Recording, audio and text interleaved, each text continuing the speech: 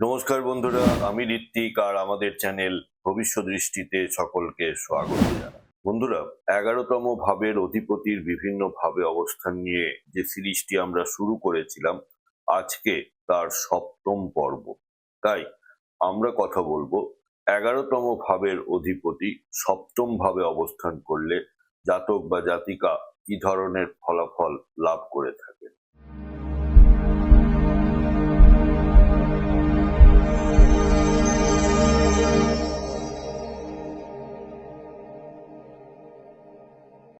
বন্ধুরা, আপনারা যারা আমার চ্যানেলটি অলরেডি সাবস্ক্রাইব করেছেন তাদেরকে জানাই আমার অসংখ্য ধন্যবাদ ও কৃতজ্ঞতা। যারা এখনো সাবস্ক্রাইব করেননি তাদের কাছে আমার বিনীত আবেদন, চ্যানেলটি সাবস্ক্রাইব করুন এবং পাশে থাকুন। বন্ধুরা, 11তম ভাব বলতে আমরা মূলত বুঝি লাভ ও আয়, ইচ্ছা পূরণ। আপনার যে কোনো রকমের যে ইচ্ছা রয়েছে সেই ইচ্ছা পূরণ হবে কি না হবে সেটা আমরা 11তম ভাব থেকে দেখে থাকি। এছাড়া রয়েছে বন্ধু ও নেটওয়ার্ক, অর্থাৎ আপনার কানেকশনস কিরকম রয়েছে, বড় সংগঠন ও সামাজিক গোষ্ঠী, সিনিয়র ও প্রভাবশালী ব্যক্তির সহায়তা। জীবনে চলার পথে অনেক রকমের সাহায্য দরকার হয়, তো সিনিয়র বা প্রভাবশালী ব্যক্তির থেকে আপনারা সহায়তা পাবেন কি পাবেন না সেটাও এই 11তম ঘর থেকেই দেখা হয়ে থাকে।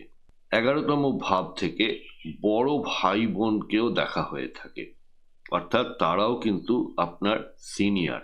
এছাড়া রয়েছে সাইড ইনকাম ও একাধিক উপার্জন, অর্থাৎ মাল্টিপল সোর্স অফ ইনকাম। বন্ধুরা, 7th হাউস থেকে আমরা পাই বিবাহ ও জীবন সঙ্গী, ব্যবসায় পার্টনারশিপ, জনসংযোগ, পাবলিক ডিলিং, ক্লায়েন্ট, প্রকাশ্য শত্রু। তাহলে 11তম ভাবের অধিপতি 7ম ভাবে বসলে লাভ আসে অন্য মানুষ, ক্লায়েন্ট ও পার্টনারশিপের মাধ্যমে। বিবাহের পরে আয় বৃদ্ধি হওয়ার সম্ভাবনা থাকে, ব্যক্তি সামাজিকভাবে জনপ্রিয় হয়ে থাকে। নেটওয়ার্ক ইকুয়াল টু আয়, এই সূত্র এখানে খুব শক্তিশালী। অর্থাৎ আপনার নেটওয়ার্ক যত ভালো হবে আপনার আয়ের সম্ভাবনা তত ভালো হবে।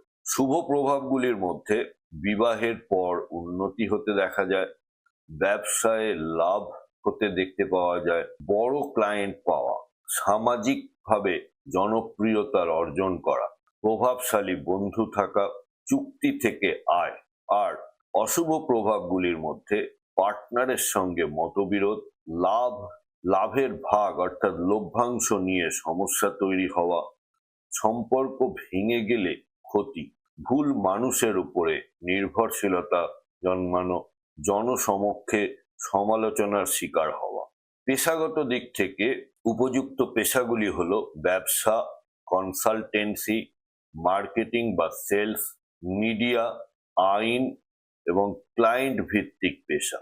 বিবাহ ও পার্টনারের দিক থেকে সঙ্গী আপনার প্রভাবশালী হতে পারে, সঙ্গীর পরিবার থেকে সুবিধা লাভ, বিবাহ ইকুয়াল টু ভাগ্যোন্নতি, যৌথ উদ্যোগে লাভ হতে লক্ষ্য করা যায়।